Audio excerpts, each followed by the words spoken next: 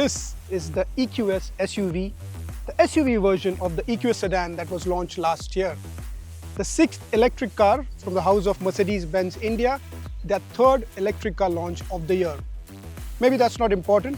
What is that this car has the distinction of having the biggest battery pack in India. At 122 kilowatt, this is even larger, marginally, from the EQS sedan.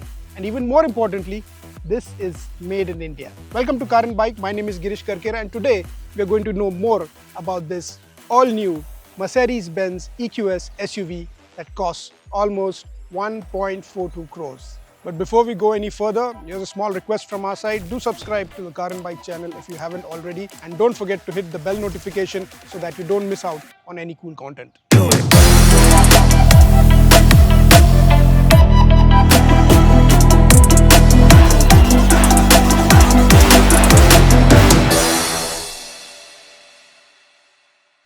Now this is the biggest electric SUV from Mercedes.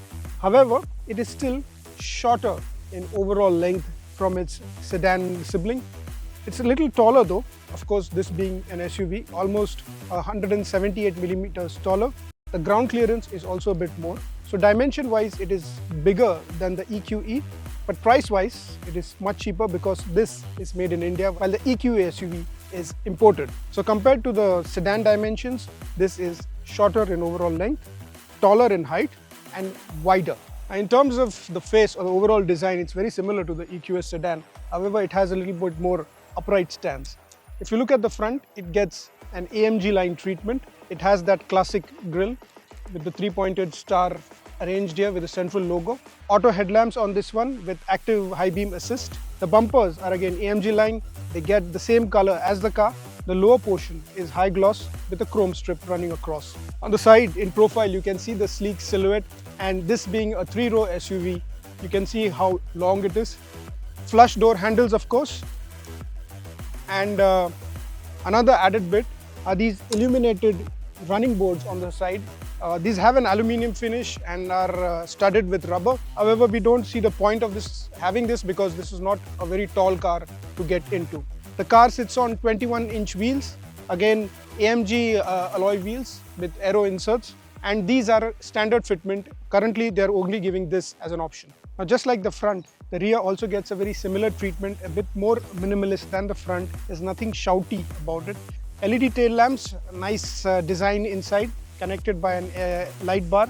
You can have the logos EQS 580 denoting the power, and 4MATIC, which indicates it's a dual motor car. And the rear apron, again just like the front, has a high gloss finish at the bottom and a chrome strip running across. This is a gesture controlled powered tailgate. As soon as you enter this car, the first thing you notice is, yes, you are behind the wheel of an EQS. The SUV has a very similar dashboard layout like the sedan would. So you have a big central touchscreen which is 17.7 inches. There are two 12.3-inch screens, one for the instrument cluster, the other is for the passenger side. So if they want to watch any movies or any videos, they can watch it there. It is not visible to the driver, so the driver won't be distracted. So this big hyperscreen continues from the sedan into the SUV as well. There are two interior color options and both are dual tone. So either you get this one which is grey and brown, the other one is beige and grey. Now between the EQS and any other electric SUV, EQS comes with 3 rows of seats. So you get a combination of 2, 3, 2, and the front 2 seats are powered. The last one has to be manually opened or closed, but it falls flat into the floor, so you get a lot of space for luggage. Apart from that, the MBUX system in the EQS SUV has been updated further, and amongst many features that it has got, one is its ability to improve the navigation for the driver. You also have the ability to chart your route according to the charger availability. The onboard computer will automatically calculate what is the distance you need to cover and what is the charge left in your car, and accordingly navigate. Most of the other features are pretty carry forward from the sedan. So a lot of storage areas in the car. Apart from the glove box, you have door pockets. You have place here in the center armrest. Additionally, there is space underneath the center console, which should have fitted a laptop or a smaller laptop at least. This one doesn't fit flush, but you can fit in probably an iPad or a tab, and it gets two high-speed Type-C USB chargers. A lot of comfort features in the front as well. As you can see, it comes with the comfort package pillows in the front seat. Also, importantly, the front seats now gets massage systems.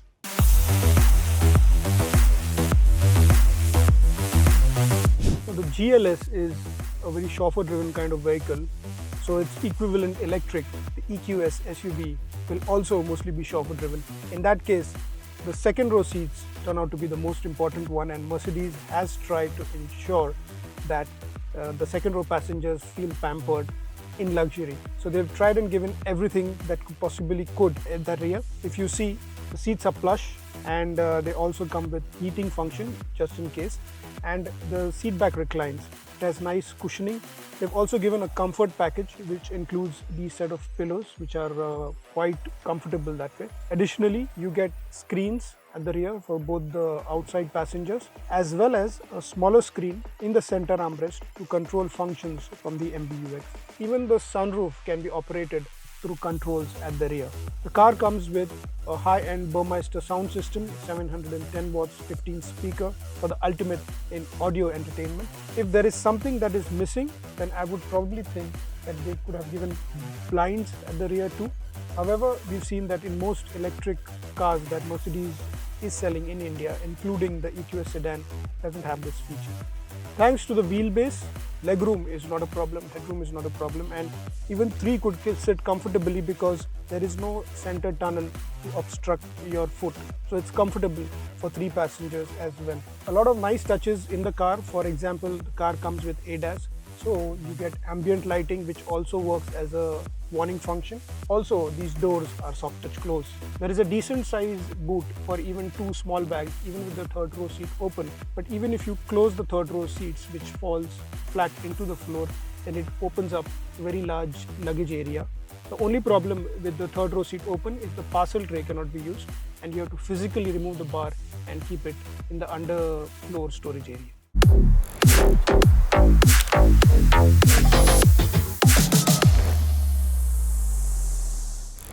Now the EQS might be smaller than the GLS in overall terms. However, you don't feel it when you're driving this car. This feels like a properly full-sized SUV. Even visually, just like the outside, even inside when you're sitting behind the wheel, it almost feels like that. Now the EQS is in 4MATIC, guys, which means that it has twin motors, one on the front axle and one on the rear axle. The rear axle is the one that works first, and traction goes to the front axle only when needed. So it has a rear bias. Now this unit makes around 400 kilowatts of power, which is equivalent to around 536 or 537 brake horsepower, and has almost 850 plus Newton meters of torque. So on paper, and there is no need to doubt it, it can do 0 to 100 in just 4.7 seconds, especially if you're keeping it in sport mode. The steering weighs well, it gives you the right kind of assistance, also the right kind of feedback. Now I'm driving this big barge in crowded roads of Hyderabad, and it's been fairly easy. You just need to get used to the size, and then things just fall into place. The EQS sedan, if you know, it has one of the lowest drag coefficient for any passenger car out there, and this is an evolution of that. Of course, it cannot match the sedan, this being a much taller vehicle. However, they have done things like given it a smoother underbody and other aero bits which really help reduce drag, and that also helps it with giving that extended range which comes along with a bigger battery. The ride is quite supple at slow speeds or at high speeds. It comes with airmatic suspension, so it allows it to raise the suspension or lower it depending on what state the road is in. This also comes with an off-road package which can further increase the overall height of the car or the ground clearance of the car with the switch of a button that you can find on the touchscreen. Although Mercedes does not give away ground clearance figures, definitely this will be more than what the sedan gets. So this will have better ground clearance than the sedan. Plus you have the feature to raise the suspension, so that always helps. To tell you a bit about charging of this car, this comes with a 122 kilowatt per hour battery, a lithium-ion battery that sits between the front and the rear axle under the floor of the car. Now that is just slightly bigger than what you get in the EQS sedan. So an EQS sedan comes with a 118 kilowatt per hour battery. So on paper, this is the biggest battery for any passenger vehicle in India right now. By virtue of that, ARAI has given it a certification of around 809 kilometers on a single charge. So we presume it would be roughly around 550 to 600 with regular usage. For charging this vehicle, this car comes with a 22 kilowatt home charger, AC charger that can be installed by the company at your home or office of the owner. And with that, it can do 0 to 100% charge in 6.5 hours. If you can find a 200 kilowatt charger, then 10 to 80% can be done in just 31 minutes.